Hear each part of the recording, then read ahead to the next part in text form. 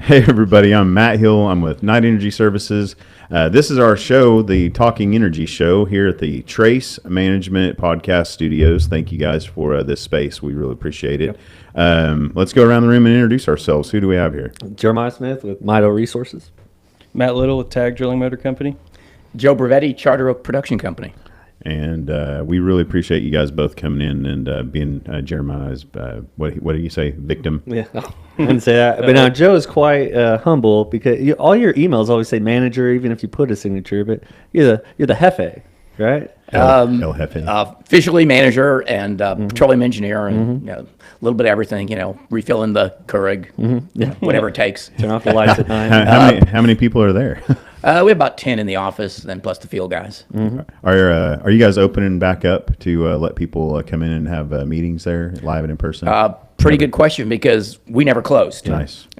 We stayed open while everything else. We were essential.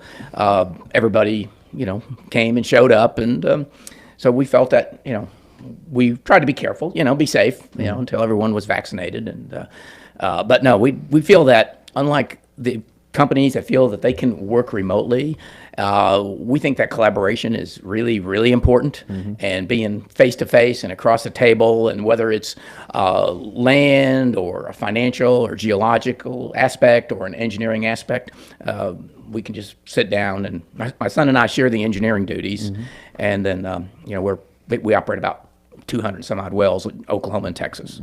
Where'd you go to school for engineering?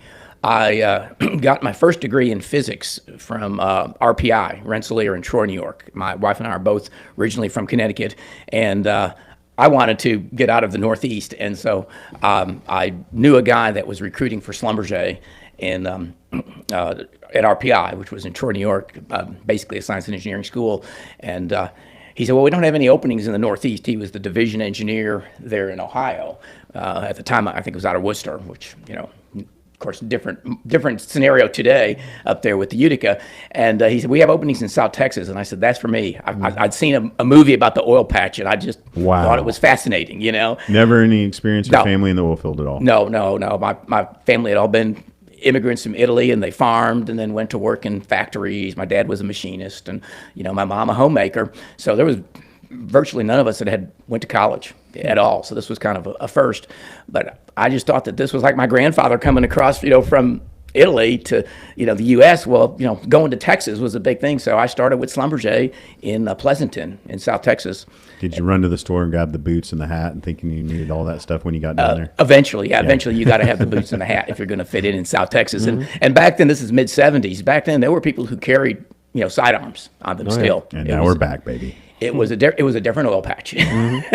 Things the safety guys would not approve of today, out there. Right. Everyone had a pocket knife, probably a bottle of whiskey in their car too. So this is so strange talking about this today, but you'd have company men out in the rig that would be upset if you didn't have beer in the water cooler. So when they went out, 'cause I started as a logging engineer. So, and then went from there to big city in Houston, worked then got into managing districts, worked in South Louisiana, worked in the Rockies, and then eventually made it here and left in 2004. But along the way, Schlumberger did pay for me to get a graduate degree in petroleum engineering, and that's from OU.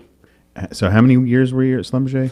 About 29. 29 years. I left in 04. Every basin at some point, just about? Well, yeah, because I didn't necessarily physically work in every basin, but I worked in Devon's office on a contract, and they were really, really active in the Permian, and had a client in Houston that was really active in California. So kind of got a good feel of a lot of the U.S. basins, and even looked at some of the stuff overseas. I mean, it's phenomenal, the reserves and the production that's there, but even that's getting tapped out now. Really? Is all the low-hanging fruit pretty much gone? I think there's, the supergiant fields, there's one in Saudi Arabia, and they've sure looked for some others. Now, have they really broken into horizontal drilling too much over there? They have. They are? So they haven't, the Saudis have. Okay. And they've had water injection and pressure maintenance, ESPs. So the reservoirs are all starting to become a bit more depleted. They're mature. They're mature. When I was at Schlumberger, I had the opportunity to work with training some Russians on a program at OU, and they pretty much. I don't think with Russia there's. I don't think there's much slop. In other words, I think what they produce is what they've got. So if they're making 10, 11 million barrels a day today, I've got a feeling that's about all they're going to be Really, able to do. it's. I believe you can fit 2.5 land masses of the United States into Russia's territory. Oh, yeah. They've really done seismic and learned about everything that's up there, Siberia and all over the I place. don't know about 3D, but I do know they had a lot of 2D because they would have these. They would have these fields that were 20 miles apart, and they'd show you 2D lines and say, well, we think that we're making oil here and oil there, so it's all connected. We know that here is not the case. So. Right. A lot of natural gas overseas. I've seen some logs off the west coast of Africa with 300 feet of gas pay that would be like 30% porosity. Yeah. You can imagine how many hundreds of TCF of gas that would be. Did you see the pipelines going in from Russia to Germany? And there's a bunch of hoopla about why it's Russia withheld for a while, so there was a shortage, and it got really expensive to buy gas over there. And then so they pushed this forward to get the pipeline done. Now there's a question of, was this all geopolitical and how it went forward? Of course it was. Yeah. Was there any doubt? Yeah. Well, what will we do about it? Probably nothing. They need the gas. How many people were working at Schlumberger back then when you started? Do you think was it just the mega company that it was? Yeah. Already. The exact number was thousands, and probably over 10,000. I know. Wow. They were for 2-3 years in a row back at that point in the late 70s, early 80s. Schlumberger was hiring 2 to 3% of the graduating engineers in the U.S. So all of us were helping recruiting, and it was just a massive effort to recruit people. It wasn't obviously the best of conditions. The hours you worked and the distances you drove, or offshore you were flying in helicopters and crew boats. So certainly different than today, where now all the big companies are trying to get out of the U.S. or maybe even out of hydrocarbons. Yeah, altogether. Heck, you saw that about Shell. They're going to sell their West Texas field now because they're getting in trouble from the Netherlands for not cutting their emissions quick enough. Exxon, are they going to do some exit? I know BHP is. BHP is working on a deal from what we hear, because of course we all know about BP. And there was, I don't know if you guys saw this article along those lines fairly recently about a BP field that was sold in Alaska to a smaller company. And, the greenies are all upset because BP says, hey, we've divested of this, dirty, evil field. But the guys that came in, they got a bunch of wells online and they got production up and they're making more oil. So now it has a higher carbon footprint because the smaller company is able to operate more efficiently. So this is what's going to happen. Somebody like a Devon will buy, say, Shell or a part of Shell's position. They're going to be more efficient and make more oil. Oh, we would love Devon to buy just about everything up. Take care of it right here in Oklahoma. Well, Devon and Continental, right? They're probably going to have it all. Yeah. What about Chesapeake? What happens with them? They're buying up the Haynesville. Yeah. Again. They're still staying with gas. Go back to Rebuying. So Matt joins us, and do give us some backstory about you. Corey Nunez, his partner in his new endeavor, came on. He was our second guest, and we had a blast with him. So I hope we have a blast with you too. yeah, the bar is up The here. bar's way up there. He's got quite the story. So I Did you definitely meet can't him top in that. college, right? No, we were there at the same time, but for He was too a short cool. period of time. But yeah, he was Different on cliques. a different path. Yeah. I went the more traditional. I was a more traditional student. Went to school of mines right after high school. Did petroleum engineering, then moved to Oklahoma City for my first job as a production engineer with Lynn Energy. Did that for a couple years, managing some very mature water floods in northeast Oklahoma, and then switched over to the drilling side and transitioned to Roan Resources, where I did drilling there, and then back to production as that was winding down, and went to the service side, and here Corey and I are kind of doing our own thing right now, so it's been fun.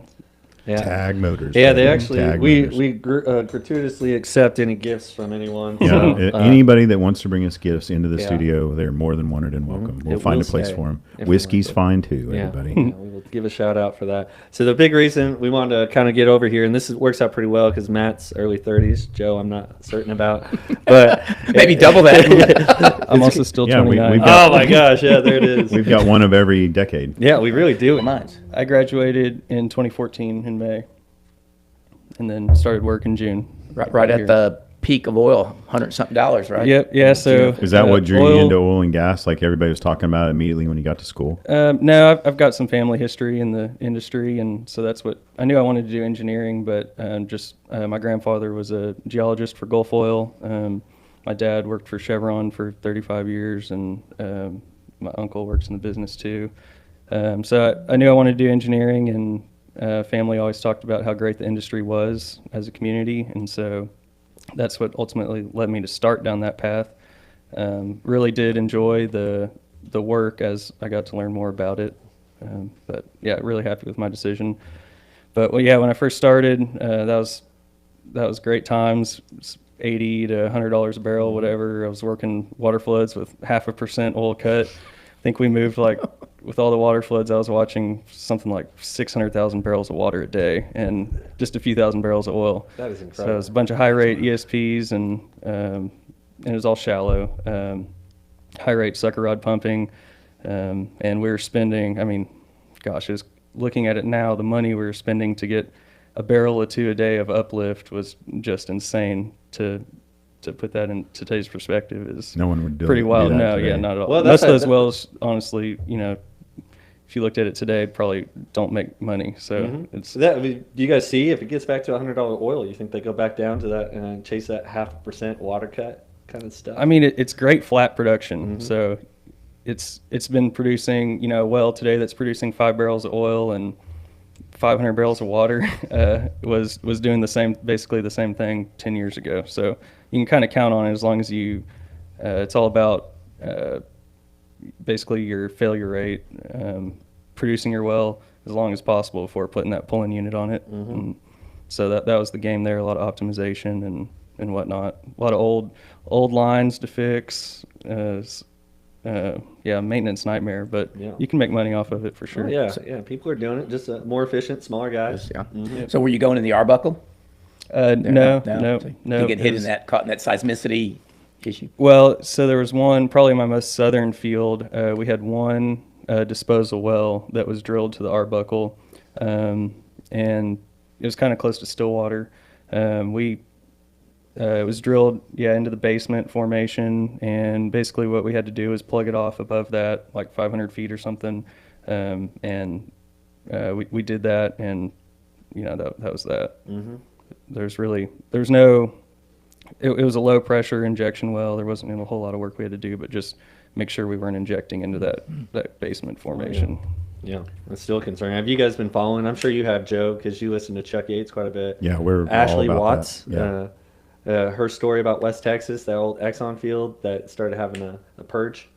I have not listened to that podcast yet. I saw that. Amazing. It's I come out. met both engineers from that podcast too last week at NAPE. Oh, really? Oh, yeah. And he got to tell me that whole podcast story again. So Yeah. I think he's had. anybody watching, please get on Chuck Yates Needs a Job podcast and listen to all that stuff that's going on out there. It's very interesting. It is. I won't ruin it then. Check it out. Planning to listen to it in my drives up to the well we're drilling. Yeah, but if you look at the earthquakes, which I do follow, I'm sure a lot of We people have here to do. now, yeah. If you look at the earthquakes, they're starting up now Yep. in West Texas, just like we had.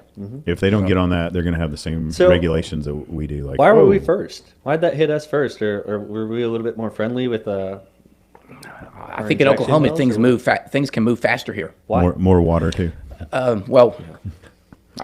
Just drilling and stuff moves a lot faster here. Everything seems to have a pretty quick pace compared to other areas. Well, we don't have federal leases. We don't have like the Rockies, and then of course West Texas. You've got Texas leases, which are almost as onerous as a federal lease. So, you pretty much have a price set what you're going to pay the surface owner. So it's, I think there was probably some restraint initially, but now they're just getting so much water in there. Maybe. So shouldn't we be the most attractive state for coming to drill again? I hope so. Maybe if there's a little more pressure and a Little little more bit. hydrocarbons. Yeah, a little we need a little bit more I've oil and unfortunately gas. been saying this for years, but Oklahoma makes a lot of water, a fair amount of gas, and a little bit of oil. Unfortunately, that's been my experience. So. Sure, and I think with the earthquakes and whatnot, I think a lot of that's unique to Oklahoma is the complexity of the geology here, the faults and everything that you can be injecting in a zone that's 5,000 feet deep that's contacting something way deeper, and So I think that has a lot to do with it. Definitely in southern Oklahoma for sure. Yeah, southeast, southeast, northeast. Yeah. Oh my gosh. Yeah. Well, heck, we've got friends down there right now that are drilling in southern Oklahoma. They're having a heck of a time. So, Yep. Well, the reason, my humble opinion, why the rig count in Oklahoma has not recovered yet, like other places like the Texas areas are, our leases, if you pool or leases, they generally let you hold with that first well. Mm-hmm. So unless you have a scenario where you have like multiple zones where you got a well in the Woodford, but now you need to go hold Sycamore, say, down in the Scoop, or you don't need to drill those other wells, or because you're holding it all. In West Texas, my understanding is, like the Texas leases we've had, they're continuous drill clauses, usually 120 days. So you got to keep drilling, or you're going to lose your rights to drill further leasehold. That's the Texas side. Now, New Mexico, that's a different issue right now with the federal permit issues. Are they letting us drill again on the federal lands? Because that whole thing with Biden was just incredible, right? I'm sure that's kind of beating like a dead horse, where he asked the OPEC Plus to produce more. Yeah. yeah, for I think anybody a that's lot not of watching that- the news, oh oh my my gosh. gosh. Yeah, I think a lot of that was more of a formality than anything. What it did is probably hurt the smaller guys the most. The bigger companies have years and years of permits approved. The smaller guys who are maybe just getting started are trying to file for permits but can't. And so I think it hurt those guys more than anything. And I don't think it was really, apart from those people, which I don't want to say is insignificant, I think for the most part it was kind of just a grandstanding type thing. Yeah. And it's past now, and everyone's still drilling the same. So it's I think Yeah, it's just to look a good for press release or yeah. something. Yeah, I think there was maybe an initial fear that there was going to be executive order doing an immediate shutdown or of Any federal land drilling. any you're out, drilling, get any off. drilling, any fracking. Well, you don't even have to ban drilling. You can do like New York State did, right? They banned fracking. Yep. So You're- you yeah. can't What produce else a are well you if you gonna can't frack it. So that was essentially like a drilling ban. Our industry's all over the map right now in their opinions on drilling anyway. Like everybody's saying, hey, whoa. I mean, Chuck Yates, he's like, stop drilling new wells now. Right Well, now. yeah. Well, we're really good about that. Is when prices go up, we fix that by drilling a ton of wells and bringing the prices back down. I don't know the middle ground on that, but I'm laughing because I heard this analog for so many years about the farmer, right? That gets a better seed, better fertilizer than a bigger tractor, or, bigger equipment to be pulled by the bigger tractor. They make more of whatever, wheat, corn, you name Luckily, it, right? we got to feed the planet. Thank Yeah, goodness. so they make more, which, yes, we have to feed the planet, but then the price of the commodities drop because they're so efficient at growing food. Well, we get so efficient at producing oil and natural gas. So that kind of segue into the topic we haven't even touched, but it's the great crew change. And I got a couple of statistics from you guys, and this is from an article I found on the Oil and Gas Journal from 2015.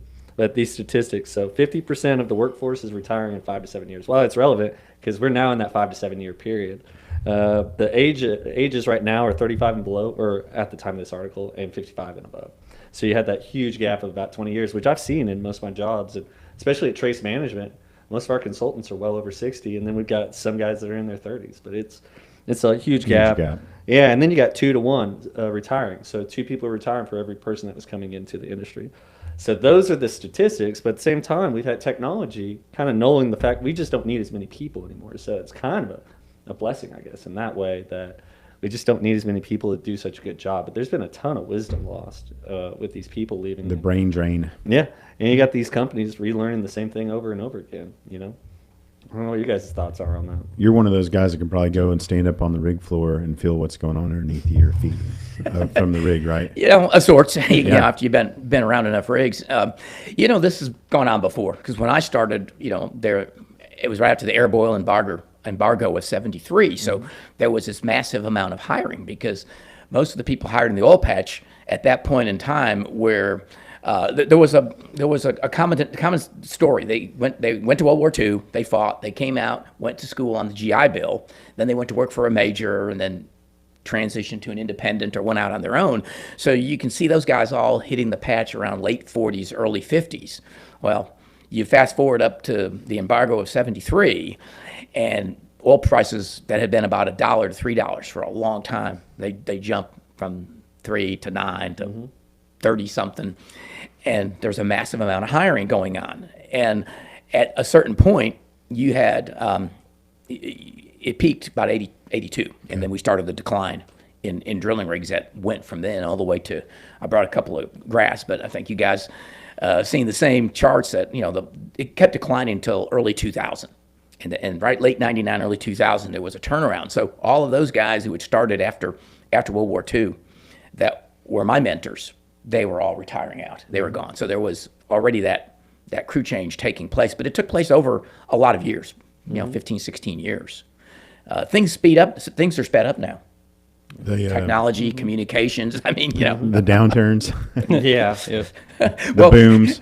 Another great example then was like when Oxy was having their big layoffs in the 80s. They would announce that, in 90 days, we're going to have a layoff. Oof. And then, but there'll be a program for, early retirements or a program for something else or whatever. So for 90 days, nothing happened, obviously. In the office, everybody there would shut down. Just gossip. Yeah, you'd go with us and shut down. But basically, restructuring, and riffing took place over periods of months and years. Today, it's like people walk into their office and they're just. Yeah. What do you think about that? I mean, is it good for the stock of the company? Does it shoot it up? Does it shoot it down? Is it? I mean, because there was a back and forth here in Oklahoma City. We have one company just coming in and out. Just everybody is laid off that day. And then we have another company, the Tower, that's like, hey, onesie, twosies, and everybody's they're like, and I had friends over there like, man, you just like hid out in your office hoping that you weren't there that day. So I don't know what's the formula when companies have to shed a lot of people. The crazy thing, it seems like they turn around and hire them back, I hope so. 6 months later, right? Well, there's no good formula No. for letting someone go. And when you hire somebody back, you pay them a year or two to go, and you're hiring them back or hiring someone else to replace them within that time period. That was kind of a waste. But I think, Matt, if you look at the stock movements after reductions are announced, stocks tend to go up. So the sad part is that New York has not viewed people as an asset, but a liability. So they reward companies for getting rid of people, and upper management in public companies know that.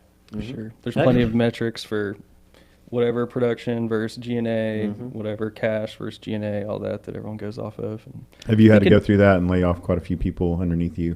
When I was at Schlumberger, when things got really tough, that was the toughest part of being in management in the 80s. To go from, being in recruiting and trying to convince people to come to work, and then later you're out there hiring people. And one of the saddest times was I was registering a vehicle in Fort Morgan, Colorado, and some woman was just really rude to me which is very unusual.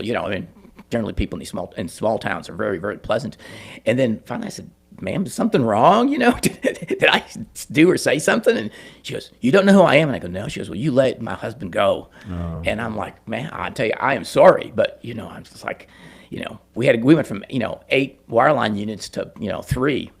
It's, we tried to find places for people, and people got moved to Alaska, and some people went, overseas or wherever there was, work. But it just wasn't room for everybody. And, unfortunately. Have you been able to hire? Have you been able to bring on people? And now that things are booming a little bit more around here.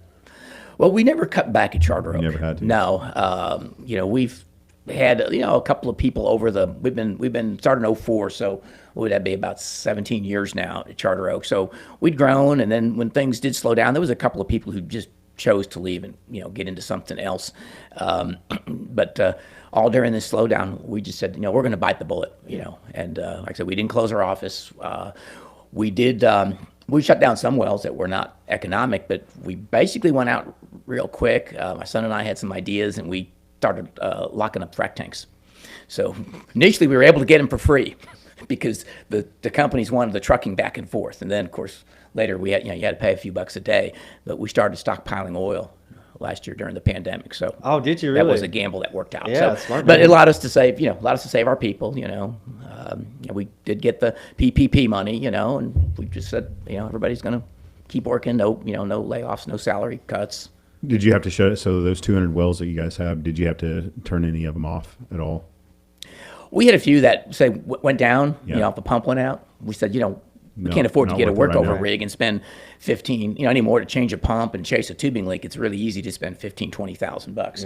So we're like, no, we're not going to go do that if we're selling oil for, 15. We never got negative, I know, I know DRW wants to talk about the negative price, but yeah, I think we got interesting. $12, $13 one month, and the next month might have been, 19 or 22 or something. But so there was some bad months you just couldn't afford to fix a well. Yeah, I think we had 3 different operators in our office, and Mido, the company I run, it sold for the least amount. It was $12.15. $12.15. For the month of May. Wow. That hurt. We had some wells we just couldn't shut down, or we couldn't stockpile oil. We had some wells that were still doing pretty well, and we just couldn't stockpile that much oil. If your wells are making 50 to 100 barrels a day. So What about the liabilities? You weren't worried about lightning strikes or anything like that, having all that oil sitting everywhere on locations? I've had people mention that to me, and the only times we've ever had lightning strike a tank, it was a water tank. For some reason, like our horizontals have lightning arrestor systems out there, but on the verticals, you don't have that. The only times I've ever seen a lightning strike is on a fiberglass tank. Crazy enough, me too. The lightning gets attracted to the static charge that builds up around that fiberglass, and particularly open top tanks, because there's always a skim of oil on top. Interesting. Yeah. So now I've had people ask me that, and I just never heard of a frac tank getting struck. That's a good point. Yeah, I had one pop about a year and a half ago, and it was a fiberglass water tank. That's what. Yeah. Mm-hmm. Yeah, in a mess. You have to go out right now and catch back up on all those and get them all fixed up now. We've been doing that now since probably around late last year. I guess a concern with that and shutting them in, that 15 to 20, it's your working interest partners. You got to be worried about them paying their jibs too. So it'd be hard to do. Fortunately, we have good participants, most everybody that we put in there. But when you buy wells, you inherit a lot of people that are deadbeats. Yeah. There's no polite way to say it. And they were really great about cashing their checks when the well was on its flush production. But then, as you know, when wells get down to being a couple barrels a day, you can make money if you wash your P's and Q's, but you don't sell oil every month. And I'll tell you, Joe does, and he doesn't gouge his partners. So his COPUS is very fair. Joe is by far. Well, thank you. Yeah. We've never done it. We've never done a COPUS increase. Really? So whatever we put that well in at, and I think the most expensive well on our overhead charges that we've got are some that we bought from some other companies, and we reduced the overhead. But I think like in Texas, our most expensive wells might be $735 a month. We had one. We had some wells we bought in eastern Oklahoma, and they're flowing dry gas wells. And I won't mention the operator's name, but they were one of the companies that had went bankrupt. So that doesn't even narrow the list. That doesn't really narrow it. Yeah, it doesn't narrow it at all. They were charging $12 something a month just on their overhead, plus pumpers, phone, pumpers, vehicle, pumpers, insurance. We just put these on remote monitoring. And they're dry flowing gas wells. I think at the time center point was about $45 a month. Put it on remote monitoring. We got a guy out there charges $50 a month to go around and just drive around them every once or twice a month, and make sure that some farmer didn't drive over the wellhead. But I had working interest owners that called me up after that and going, "This is unbelievable," because we dropped the overhead down to like $450, and they go, "These wells are profitable now." So, yeah, I mean, we have big pieces. We try to keep now. We've been building more and more. We try to keep a fair piece of what we've got, of our wells. So you did the work. Yeah. So we want to keep costs under control, and we don't see the operations as a profit center. We don't want to lose money, but Yeah. And that's not always the case, for sure. So COPUS increases have been friendly to a lot. I've got, I've seen some pretty ridiculous numbers. Are you still, reading your bio, you guys are going to drill sometimes 2, 3, 4 wells a year. Do you still have to do that to keep up production? I think you do, Except but for you got to last look at what your cash flow is and the cash flow of our participants. So right now, we're developing a conventional play unconventionally with horizontal wells up in north central Oklahoma. It's the first Oswego, the Big Lime, and so we're drilling right there now on that, and we've got a few more to do, and then our plan is to unitize and try to go in with like a water injection system for pressure maintenance. Because you think about it, we're horrible, right, at recovering oil. We get like 10, 15, we think 20% is great. We're leaving 80, 90% in the ground. So, kind of like back to what you were doing. It's the same formation on a lot of floods. With Lynn. So, go back in and start pressure maintaining and basically start water flooding, but with a horizontal, start just doing it with a downhole packer. See, that's why I'm not worried about running out of oil and running out of gas in these mature basins. All over the world, we talk about, like, hey, these are mature basins, but we've never scraped the surface of actually getting out the hydrocarbons that we could in the future with the technology. Well, it's the cost to extract that last bit For now. right? Well, now. yeah, like your water floods that you talked about, Matt. I mean, yeah, that wasn't cheap oil. Not not when you're running ESPs and either disposals or supply wells. Oh, yeah. Yeah. Big H pumps. Yeah, Oh, yeah, yeah. went So from $60 a barrel lifting costs, and we brought it down to in the 40s or something. But still, I was curious what your per barrel cost was, because a lot of it was those old Lamamco floods, I think, that Lynn bought. Yeah. Yep. Well, what's the after the crew change? What's the next technology that's going to bring up more hydrocarbons? What do you see in the future? Diverter or something like that, where micro mesh, or I don't know, what is it? How do we get more out of there? You have people bring you technology like, hey, by the way, all your wells, we could go back in and bring up more hydrocarbons for you. Seen anything? Actually, I don't see as much Nothing of that. Not yet, no. What about refracking? I wish I could remember. I read an article, but it's been probably a year, about some super new thing that was you can go back and refract these wells and pull a bunch out. Nothing. Yeah, everybody's got their refract stories, and I think probably one of the better ones is a public company that was in a major play, and they went in, of course, and refract their oldest wells that were horribly treated. A lot of them were, I want to say like maybe open hole packers type completions, or a mile lateral that had 5 or 6 stages only, and then you go back in and put modern fracs, with stages and clusters in between and lots of sand. I mean, they did things and the wells popped up. So then they're like, hey, let's go refrac all of our wells, and the newer wells just didn't respond.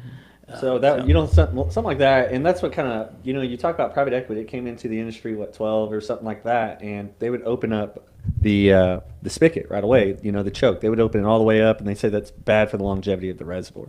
So is there something like that you can go back into those wells, or are they pretty much torn up? Do you guys buy into that? I don't know. There's wells out there, don't you think? Yeah, there probably are. It depends on the reservoir drive that's pushing the hydrocarbons to surface. As soon as you lose pressure in your gas, you leave a lot of immobile oil in the formation, or if you bring in too much water to the well, you'll trap a lot of oil in the ground, and it just becomes really expensive to produce at that point, and a refrac or whatever probably won't help you too much.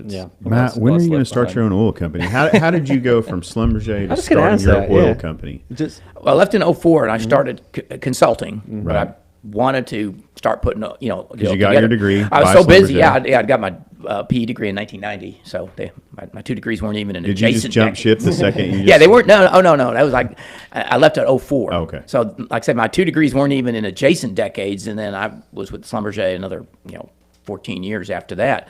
I started consulting, and there was so much work in 2004. I finally one day made a decision. I says, I'm not going to do any more consulting. I was everywhere. I was out on deals from New Mexico to Kansas and Louisiana and Texas and Oklahoma, and office stuff, doing a lot of building completion procedures. And I said, finally, I'm just not going to consult. There's too much of a chance of a conflict of interest. And I knew a lot of geologists, and so I bought a deal in from the outside. And I've told this story before at some talks that I'm a pilot, had an airplane, it was paid for, and I had a credit line on it, and I borrowed on my credit line on my plane to get the money to buy the acreage from this geologist and landman, and we drilled a structure that this geologist had mapped in Major County, and if you can believe this, it was a dry hole. I tried to convince him to run pipe on the Oswego, and that would have been a great deal, and of course, then the acreage later would have been worth a lot of money to go back in for, Mississippi and Merrimack. But anyway, the group of people in that wells were wildcatters, and they didn't want they didn't want a marginal gas well. We tried, and now we're on to the next one. Yeah. They were looking for a big structure down, in bromide, et cetera, et cetera. Sorry about We your took it all luck, the way kid. to the Arbuckle. So that was the first well as a dry hole, and had a couple of other deals that I took in, and they were kind of mediocre wells. But then we bought 2 wells. One was in Carter County, one was in McLean County, and they for uphole zones that I saw behind pipe on the logs, and completed those, and those both became field discoveries, and later ended up with I think in McLean County we have 70 something, almost 80 wells, and then in Carter County 30 something wells. But along the way we got we got in the way of some of the big boys. So we started selling things off, and we did probably a half a dozen, 8 sales to Chesapeake, and then we did several sales to Continental, and then one large sale to BP down there in the scoop. Got that one back, huh? We got a portion of that back. Yeah, we sold them 100 sections, and we've got about 40 of it back now. So Yeah. What's that decision where you're like, man, I think I do want to go ahead and sell this? The money from them, like, okay, I can't turn that down. We felt we had some good rock, but we didn't have the access to the capital to develop it. Okay. And I went and talked to quite a few of the private equity companies, including Chuck Yates guys. Now, matter of fact, I called Chuck just blind out of a ad he had in the Oil and Gas Journal. Oh, I would have loved to seen that ad. There's a Oh, a picture of him standing up by his, probably $5,000 desk there. Did he have in his, Houston. folded, did he just- have his hoodie on? No. This is back when he was really respectably dressed. Whoa. Hey, I think Respectably Chuck, dressed. that's Chuck. But I told allegedly. Chuck, I reminded Chuck of this story when I saw him back up here in the city, at the Petroleum Alliance, and I'm like, Chuck, I left a message for secretary, and I'm just almost like amazed. He calls me right back, and says, yeah, we'd like to look at it, and he goes, when are you going to be down in Houston? I go, we're down there next week. And I missed you twice, by the way. Yeah. Both times I had a chance to grab you, you had walked over to Papa Do's to grab some food. And Nate, I was right there at Nape, yeah. and I was like, man, but you were Yeah. with our friend Jessica Dalla. She's doing business development for Jessica. Yeah. She's the niece of our former accountant and good friend and one of our participants. Yeah. So I apologize for missing you, but both times I was like, I am not going to interrupt his I didn't lunch. realize she was working for you. She handed me not a- for me, for Blue Bison Analytics. That's it, They're doing a mineral evaluation software. Pretty cool. Oh, okay. You should take a Okay, look yeah, at it sometime. she handed me her card. Yeah. So I'll tell you, Jessica. I've always said Matt is the most well-connected, and he's the face of an oil field in Oklahoma, but now he's branching out into Texas, just trying to take over the whole darn thing. I'm going to Wyoming next week, so shout out to Social Octane and the Energy Exposition up there. I'm going to go up and do that whole correspondent for the Crude Life thing. Oh, again. yeah. Matt is gracing us here. He's now a correspondent for Crude Life, whatever the heck that is. Good for you. It's something we just, it sounded really good in my It did, ears. man. Move it You want on. to come with me to Wyoming? That'd be fun. There you go. See, we got a Meet road some trip. people. Have you put any motors up in Wyoming yet? Not yet. Nope. Yeah. Just Oklahoma, Texas, and New Mexico. Well, I've got a question for Matt. I'm kind of curious since I'd moved from the service side to Yeah, the he's been operator locked up. side. What prompted you to go to the service side? I guess timing was a big part of it. Moved from the operator side to the service side in the fall of 2019, and largely because it seemed like a job at Roan wasn't going to be around much longer, and had an opportunity to work with a directional company, and Corey and I left together and did that, and we enjoyed it, learned a lot, and it's definitely different. It's a change of pace. Day to day, it doesn't, before, like in a typical position with a service company, it doesn't seem like you're as scheduled and as you would be with an operator. You don't have, it seems like, as many meetings and whatnot. It's because no one picks up the phone anymore. Right. It's learned that Every time sales, I call an email, I'm like, where did my calls and emails go? The ether. Right. Yeah. Learned that sales was extremely difficult. You're welcome. I applaud all the salesmen and women out there. We that- just like taking a beating. yeah. And I appreciate you. You were always gracious enough to pick up the phone and tell me no in person. Yeah, well, But at invite least- you in to say But no. also he let me buy him lunch at least. Won't turn that down. No. But yeah, I don't know. I guess it was a function of the job market here and what was going on in the industry and the opportunities that were present at the time. And I feel pretty happy. I mean, I think So it was a Matt, good tell them what shift. you do. I don't know if it's tag drilling motors. They've got their own motors. Yeah. So we assemble motor and service motors here in Oklahoma City. There's 3 of us. We work hard to keep our costs low, so we can try to keep costs low to the operators. Corey and I are out there in the shop every day building and ripping motors and helping our shop manager out, and also doing the sales and accounting and all that kind of stuff. It's very busy. We needed some capital investment into that company. Don't you guys need like that big $1 million machine that like tests your motors too? That'd be cool. We'd have to find a way to make. There's money none in at Oklahoma, Confit right? here. That No, tests, there's not, no. Just one in Permian. Yeah, it seems like Yeah, they're all Dynaflow most in Midland Yeah. is where we send our motors to get tested. Oh, So you don't have like an Conroe probably has O-meter and you spin it by hand? no, nothing like that. it'd be hard to turn a 500 horsepower motor by hand. Yeah, if you can turn by hand, that's a bad day. I've actually turned a couple by hand, but they were coming out of the ground. Yeah, they're probably broken or worn out. Yeah, broken drive lines. Yeah. Anything new in the happens. technology for motors you're seeing coming your way? I mean, there's Surely some things. we haven't hit peak efficiency with these things. When do we yet. get No, probably sharks with not. I lasers mean, on the end of the- them? Yeah, where's our lasers? Yeah, I don't know. They were doing some research at mines about drilling with lasers when I was there, but I Yes, don't know if it I'm was so excited. anything economically feasible or practical. But it's cool to research it, and maybe it will be one day. But no, I'd say that the limiting factor to motors these days is the longest your power section can be from the manufacturers is basically 300 inches. And so until we get, all the designs are pretty much optimized and the lobes and stages and whatnot, but you can only fit so much in a 300-inch tube.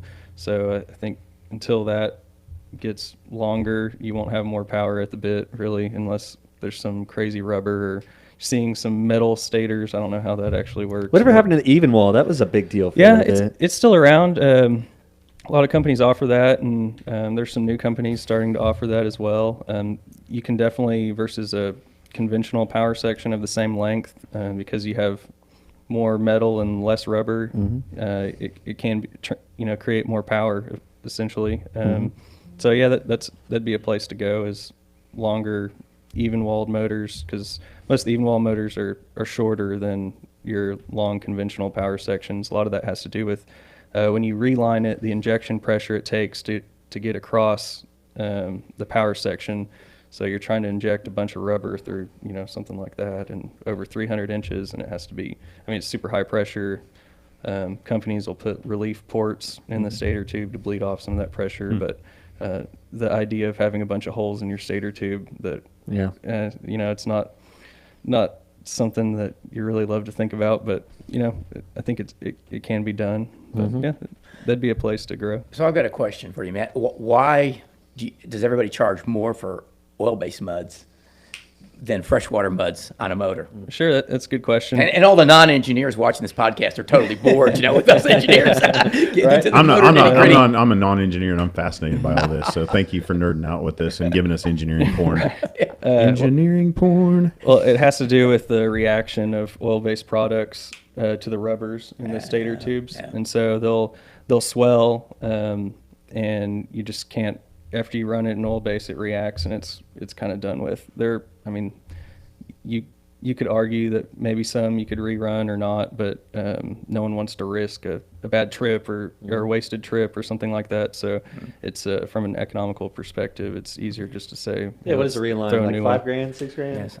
Yeah. Yeah, depending on the size, it can be in up that range, up yeah. above And you got a 12-hour 11,000 too. Yeah. Oh, yeah. Big- Well, a 12-hour trip, one way. So 24 hours to get back on bottom or something like that. Yeah. Save $8 grand. Yeah, it doesn't. Yeah, Do you- you Joe, wouldn't do want you to risk rerun a 'em? trip. You wouldn't want to risk a trip. No. So, will you rerun a motor No. on the same well? No. No.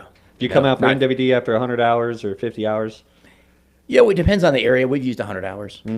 Yeah. Sometimes if things are going okay, you might push it a little bit, as long as you don't have a catastrophic failure where things just tear apart. Yeah. Then Have you guys tried any of the remote directional drilling on any of your drilling yet? We have not tried that. But everything What do today. you think about it? I think that's where it's going to go. Basically, one MWD hand left out there, and everybody one else is- directional Well, hand. One direction. I think you'll have one person out. I think where everything is going to go, and I've had conventional driller guys think I'm crazy, but I think where it's all going to go is you can have, like you say, one guy out there, kind of like when bits came out. They had a bit guy was at the location, full I time didn't when know Tricones that. came out back in the that late 40s. Hughes had them, and at least that's what the old timers told me. I wasn't there then, but that's what they told me. Was he like sharpening the bits with a file? I think they made so many trips. Yeah. You drill such a short distance and make a trip that they wanted somebody there all the time. I think what's going to happen, okay, that one guy's going to be there. You're going to have guys in a room with screens, kind of like with ESPs, overseas, at least not here maybe, but overseas where they're watching all the performance, or like frac jobs, the guys that run frac jobs. And everything's going to be rotary steerable. I think it'll go to a rotary steerable with a motor, and everything will be steered remotely. And the guy out there may not even be out there full time. He may be there, if a trip takes, 8 hours, they may call him to get out there. when they're starting to trip. Crazy enough, 10 years ago, I was a night directional hand, and I've spent most of my time in the field as a night DD. I was a MWD hand for a little bit too, but I can remember doing a trip in Alfalfa County, and the daylight DD and I were both hanging out. Beautiful night outside, and I just remember being there like, man, it just we don't need to be here anymore. Like the technology with the internet and everything, you really don't need everyone out there anymore. You can remotely program. You pretty much need some guy to carry a tool over and put it in the hole at this point. So you really, and I hate it because like directional jobs, those were 6-figure jobs for the night MWD hand, right? These are great, 70,000 a year, and all these great jobs just going away due to efficiencies in technology. As long as you have really good fast internet out there, and that's still a pinch point for a lot of remote locations. Even, I mean, by all means, I've been out there setting satellites up for guys before, and all it takes is one good guy to get mad, go and kick that over, and you're down. Or if you're in the Rockies, a snowstorm. Yeah. That was, Schlumberger was one of the first to pioneer, LogNet, internet communications to the well, and guarantee it, if there's a snowstorm, which is all the time in Montana, Wyoming, North you don't have to worry Dakota. about that anymore. They're going to put up windmills and solar panels up there. Genius. Yeah. Okay, another question for you, Matt. Since when we buy directional services, I talk to the different directional companies and providers, and I'll talk to you off air about that. I got a good deal for you. I say, go handle that, okay? So I'm not picking where their motors come from. So who's your sales contact? Is it other directional companies, or does the operator get involved in choosing a motor? It's actually both. Depending on, that's one reason why we liked our little business model, is because we could be friends with everyone. We rent to directional companies. That there are some out there that just have their own in-house MWD systems, and they rent all their motors, and so we rent to them. There's operators that they split their services, so they'll have maybe company DDs that are on staff with the operator, and they have an MWD system that they use, and they like to pick where their motors come from, and they could come from motor rental companies or directional companies. So it's really a mixed bag. A lot of times it's not necessarily advertised to the customer that our motor is out there drilling on location. If you just paid attention to the serial number or something, some people that have hired full service directional companies will rent motors and not that they're hiding it, but just not necessarily advertise that they're running someone else's motor. Well, I don't have a clue whose motors are going to be, on our rig, but I think as for a small operator, and we don't have a procurement guy, but I'm not sure, even if I was the size of a big public company, that we ought to be letting decisions go to a procurement guy. And I know I'm upsetting some people that are procurement people, but hey, the guy who uses the service ought to be the one making it. And our point is, if I say, hey, you're going to run this, you're going to run this motor, and that motor fails, and the directional guys are going, well, you picked that motor. Mm-hmm. So no, I want the guy who's doing the directional work, one-stop shopping. I've drilled this well so many times with this motor. I know what it's going to do for you, and here we go. Exactly. And just to stick up for the procurement guys a little bit, all they do is narrow your list. They're not saying you got one choice. I think for a lot of stuff, at Chesapeake, I believe they always had like 5 or 10 choices of vendors they could use. It wasn't you're using this vendor. Yeah. Now I've heard of there's companies where you're told who you're going to use, and I know some of them, being from a wireline background, I understand like there's one public company, they actually contract for their own perforating guns, but they don't have an ATF license to buy them. So the wireline company has to actually, pay for the bill, pay for them. Mm-hmm. But they negotiated that all of their guns are going to come. They think they're saving money somewhere. What when you were at Schlumberger, I mean, when did you start seeing what were the motors like back then? I wasn't really, too awful involved in that product line. Then it was Anadril. Yeah. And then, of course, Anadril got turned into Schlumberger, directional. And they did try to package. Schlumberger did everything. We wanted to go out there and, whether we're doing directional, logging, fracking, a Schlumberger rig. Yeah. And it works real well overseas, for sure. And maybe in some very large programs, but it didn't tend to work in the mid-continent. Being on the directional side, and then I moved to the rig side for NOMAC. It was internal. And it kind of looked like, and the rigs eventually seemed to absorb more and more services, more pipes, and all that the operators need. do we move to a time where like H&P has motive now? Their They can do all H&P's that? working to full Yeah, circle yeah. that, They go do, back yeah. to that same To model. provide everything, but Yeah. would you be willing to turn over the keys and say, I need this hole over there?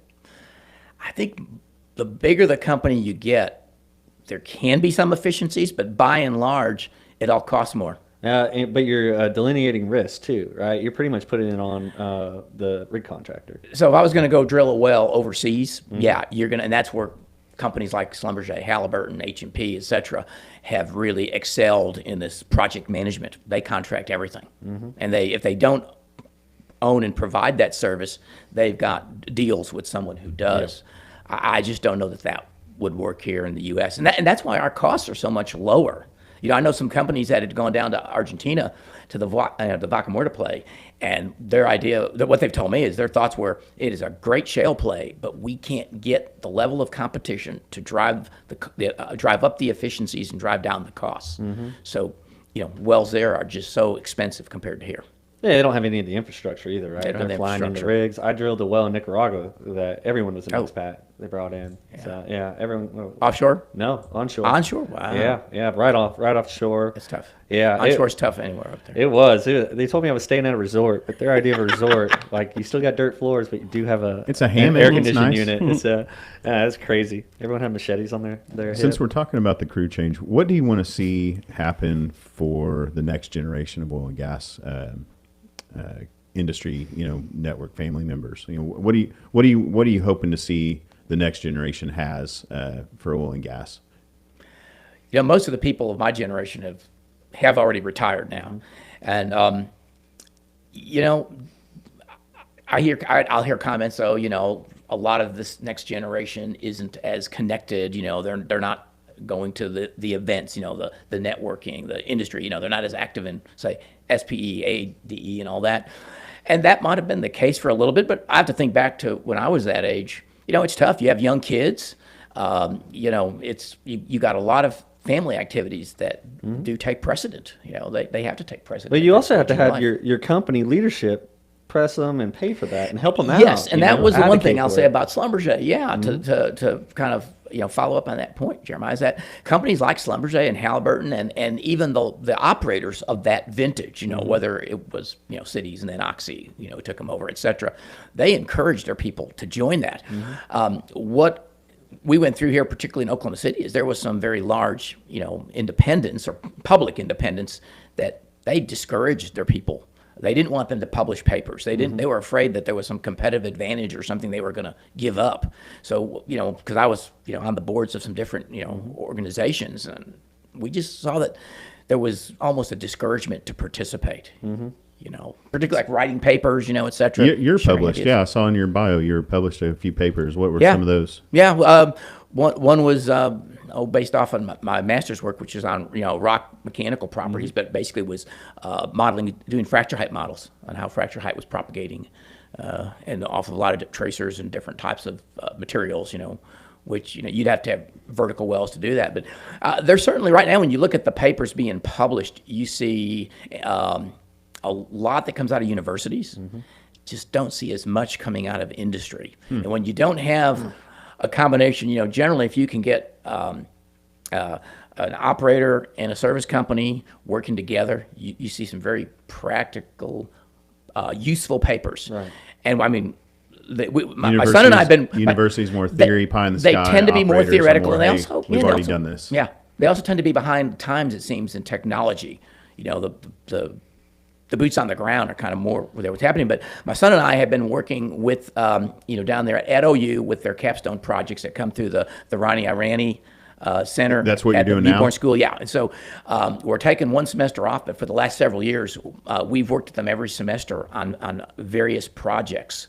And I would point out that they're always looking for projects for their petroleum engineering students. I've been to down handle. there, Caitlin. Man, that little lab is absolutely Yes. amazing.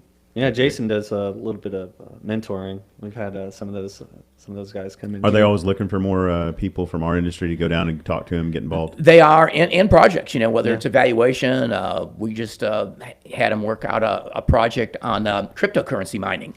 So, Are you doing that yet? Are you ready? they just gave us yesterday the final presentation, and this group they're all junior, senior petroleum engineering. Well, now they're senior petroleum engineering students.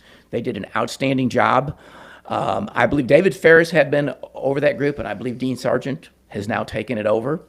But again, they did a fantastic job, and they ran the economics right down to that, that gnat's ass. So we're looking forward to starting one. We got a few wells that we think would be ideal scenarios for stranded gas, and they make oil. So we'd rather do something with this gas than have to vent or flare it. So while we're on that, what are you going to pay your working? Are you going to send them an AFE to buy all the equipment, or how are you planning on doing that? We'll say the equipment for the generators and the servers is $100K.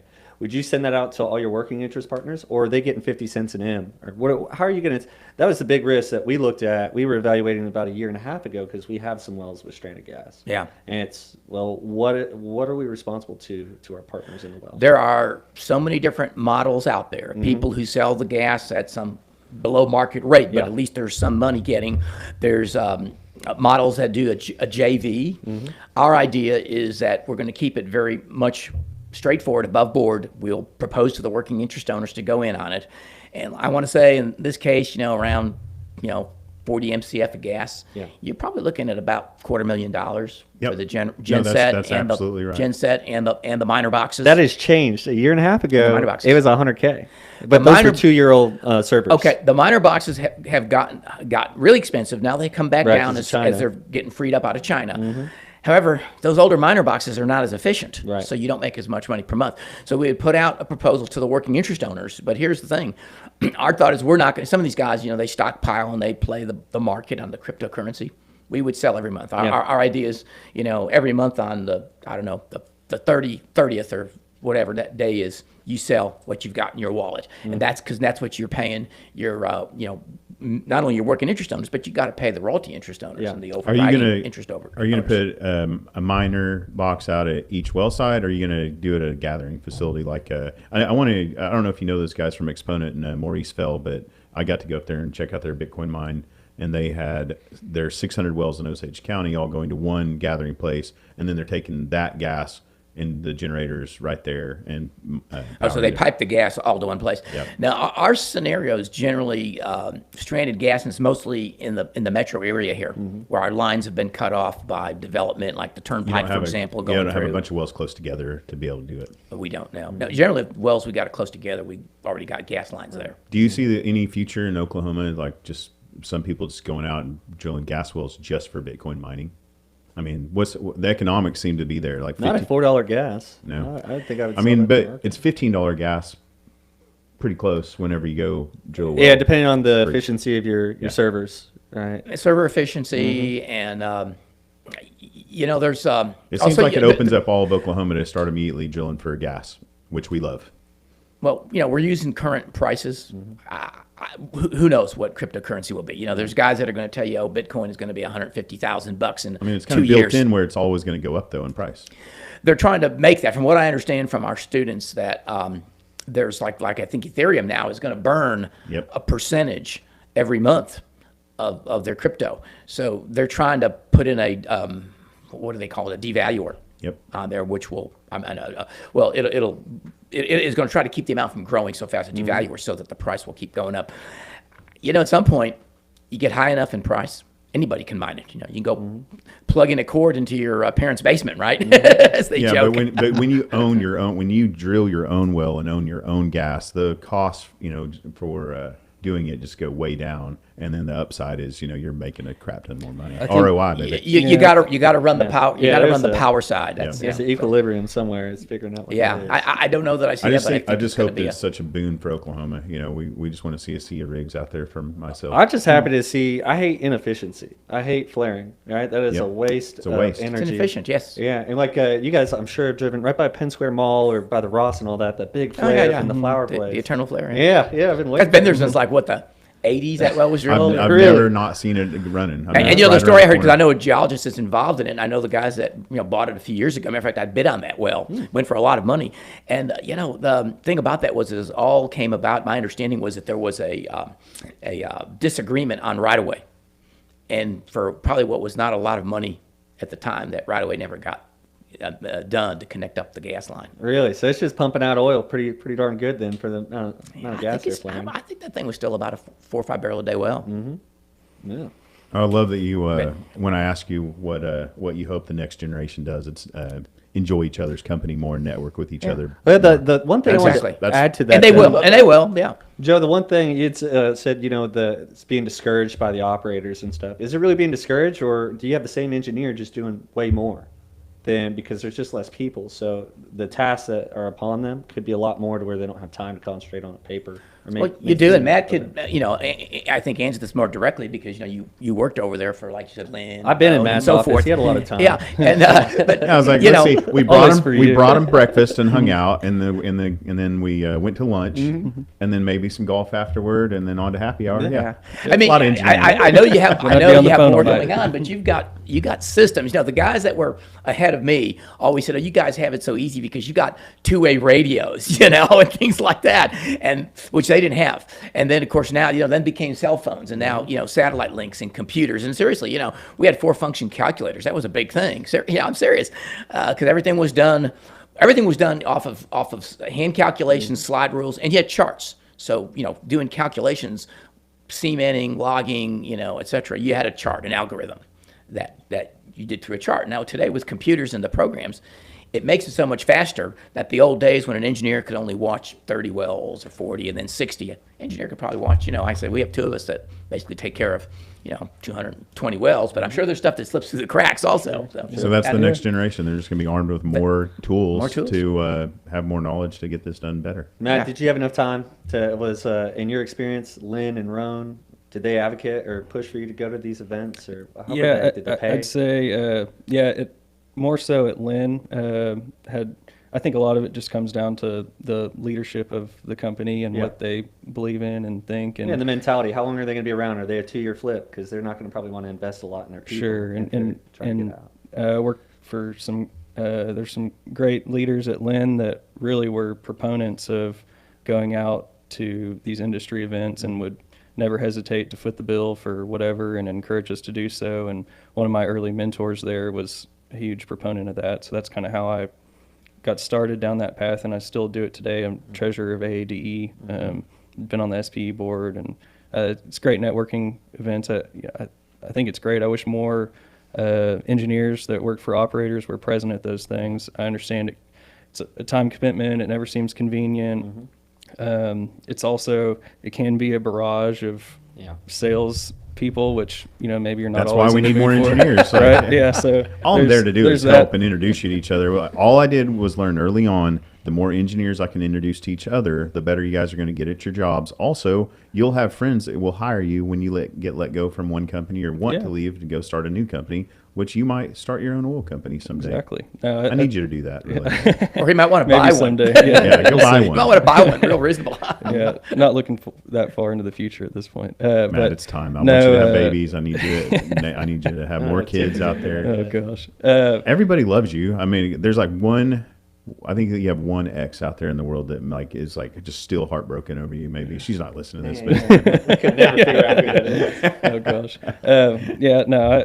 I don't know. I think it's a company specific thing, and there certainly is a lot of, I'd say, like you said earlier, a lot of operators don't necessarily want to share their secret sauce or whatever. But I think that's becoming more public as time goes on. I think people are understanding that it's not as much of a competition between EOG and Devon. I mean, it's sure for investors in the stock market, maybe it is, but if you communicate with each other, you're ultimately both going to benefit from that. So, I don't know.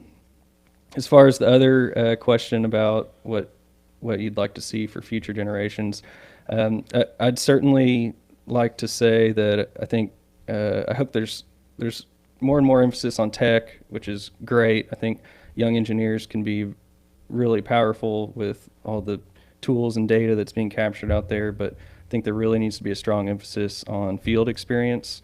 I think so much in part of this crew change, there's a ton of knowledge that's going to be lost that's hard to write down. It's a 20-year pumper that's been out there and been doing this little thing that's saving a few MCF a day or saving you a few dollars a barrel or whatever, that will ultimately get lost. And I hope that the younger engineers will really make it a priority for themselves to get field experience. And also get the whole rotation: drilling, completion, production, facilities, reservoir. For sure, it's definitely helpful to be well-rounded. So I hope there's really an emphasis on that field experience, and you can utilize your computer from the rig too. So You ready to shut her down? Matt, Matt, you want to plug tag? Yeah, plug something. You got any charities near and dear to your heart that you're working with? I'm going to make SOER, two plugs. sure. I'd like Please two do. plugs. Please do. I'm chair of the board of SOER.